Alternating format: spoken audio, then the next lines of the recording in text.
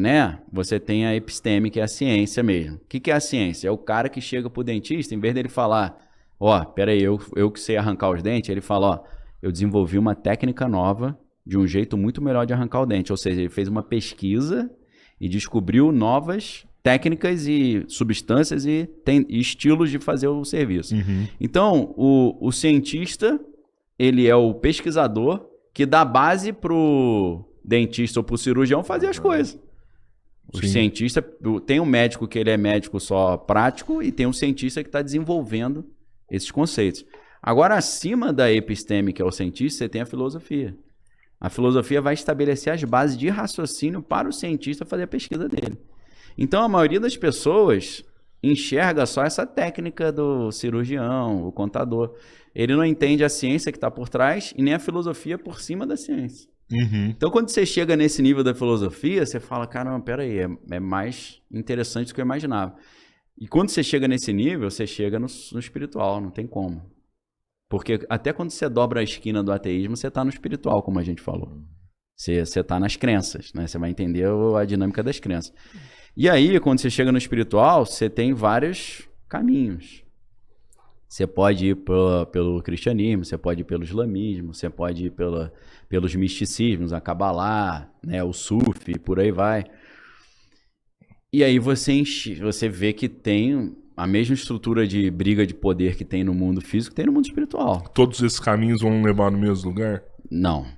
Tem o xanismo, tem uns que você dobra na esquina, aí tu não chega no...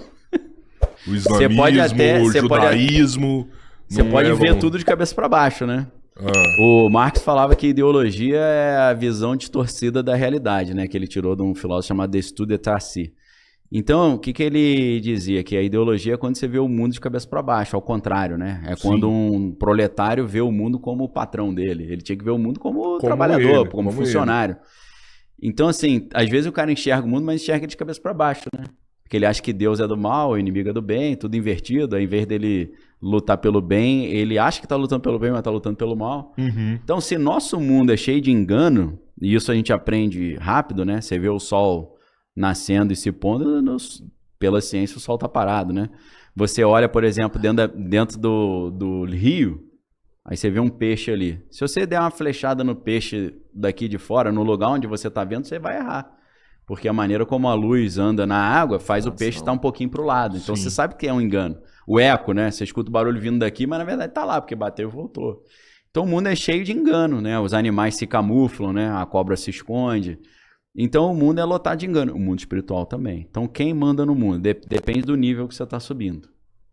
Qual nível, até que nível você quer chegar. Se você vai parar na geopolítica, quem manda no mundo são grupos que têm mais do que muito dinheiro e muitas armas. Tem muitos cientistas, porque um cara que eu acompanho muito o trabalho dele, que é o Eric Weinstein, que ele tem doutorado em física e matemática em Harvard, ele era diretor do fundo de investimento do Peter Thiel, que era o Thiel Capital.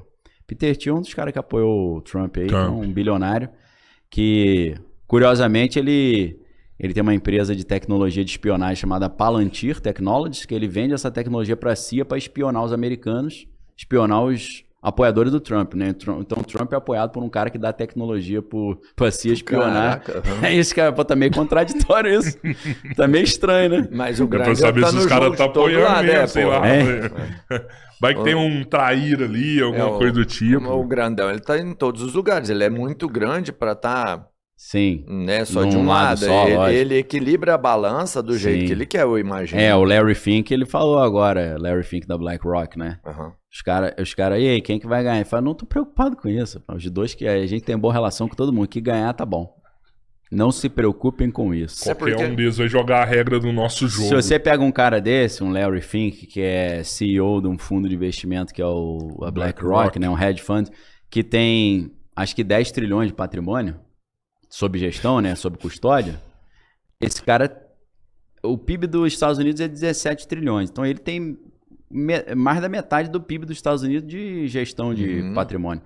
Esse cara consegue mandar no mundo, mas ele não manda sozinho. Não é tudo que ele quer que aconteça, porque não é absoluto o poder dele. É um conflito de grandes ali também. Ele não é único. Tem peixes grandes que estão brigando. Então, quando você vai... Agora, o Eric Weinstein, ele nos ensina que não é só você olhar quem tem muito dinheiro.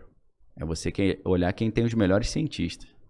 Porque os Estados Unidos não ganharam a Segunda Guerra Mundial porque eles tinham muito dinheiro. Eles ganharam a Segunda Guerra Mundial porque eles criaram a melhor arma. E eles só conseguiram criar a melhor arma porque eles tinham os melhores cientistas. Que é o Projeto Manhattan lá, do filme Oppenheimer, para quem... Então, quem manda no mundo? Quem tem os melhores cientistas e por isso tem as melhores armas. Também. Hoje os melhores cientistas estão na mão dos Estados Unidos?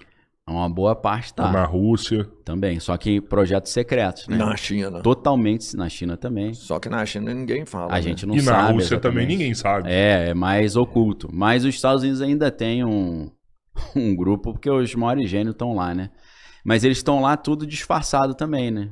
Você pega um cara que está trabalhando no Medallion Fund, né? Que é do Gene Simons. Ele faleceu recentemente. O cara é um gênio da matemática. Um dia a esposa dele falou, por que você não usa isso aí para ficar bilionário? Ele falou, boa ideia. Aí ele falou, vou criar um modelo matemático para a gente prever a oscilação da bolsa americana e ficar bilionário. Aí ele criou uma empresa chamada Renaissance Technologies. E nessa empresa ele chamou os gênios amigos dele, eles montaram vários algoritmos lá. E é o fundo de investimento que tem a maior performance da história. Ninguém sabe como é que ele faz. É um segredo deles. Dizem que ali estão cientistas também criando novas armas, disfarçadas de estar trabalhando para um fundo de investimento. Teve um brasileiro que fez isso aqui no... Fez? Também você chegou... É o... Hindenburg. Melão. O Hindenburg, Melão. Você sabe quem é? Eu sei quem é, que é o considerado maior gênio aí. Que é o maior QI do Brasil. 233, tudo, sei quem é. Parece que ele fez isso. Ele fez. Sim. Ele tem um dele que faz isso. Então, aí, no nível dele eu não sei como é que tá, mas nos Estados Unidos... É porque ele não tem o meio dinheiro pra pôr, porque pra você mexer na bolsa não é só pra ver, você tem que ter também o capital de investimento ali, Você tem que ter, são várias estruturas, né? É. Mas então, Isso dos Estados Unidos... Dizem que a maior equipe de física e de matemática que existe, uma das maiores equipes, é a equipe do fundo lá do Medallion Fund e da Renaissance Technology. Então, dá pra você desenvolver novas bombas atômicas ou novas armas ali sem ninguém perceber. Então, porque... Isso ajuda. Eu tenho interesse em ajudar as pessoas. Meu nome é Leonardo Pessoa. O impacto que quero deixar na vida dos meus alunos, poder marcar a vida deles como uma pessoa. Você mandar no mundo. Não é só você ter o dinheiro, você tem que ter os melhores cientistas e as melhores armas. A arma hoje, eles dizem, por exemplo, os dados hoje, por exemplo, é um valor grande. Para ter os dados, é o novo petróleo e tal. Sim. Armas, necessariamente, não precisam ser destrutivas. Bombas. Não bombas. As armas hoje podem estar aqui, ó. Sim, se aboba o cara, enfim... Tigrinho é uma arma. Você acredita que o tigrinho é uma arma? Por um lado saqueando um país aí. É igual outro dia eu tava num podcast lá e a gente tava conversando, o cara falou, mas a gente não tá em guerra. Eu falei, lógico que tá, pô. Nós sempre estamos em guerra. A guerra nunca para. Você acha que para, mas nunca para. A guerra envolve psicologia social, filosofia, antropologia, sociologia. Nunca tivemos paz. Envolve isso tudo. Trabalhos acadêmicos que criam novas tendências, né? Por exemplo, tem um livro do cara chamado Joseph D. Douglas. O nome desse livro eu vou mudar o nome. Sabe aquela farinha que os caras usam para ficar alegre? Então, é a farinha vermelha, o nome do livro. Red, só que em inglês, né? Coca-Cola vermelha. Red Coca-Cola. Nesse livro ele mostra que os russos tinham um plano de favorecer e incentivar os americanos a usar substâncias ilícitas para que a juventude toda americana ficasse doidaça e se tivesse uma guerra, eles não teriam capacitado para ir para a guerra. Pô. Isso está acontecendo.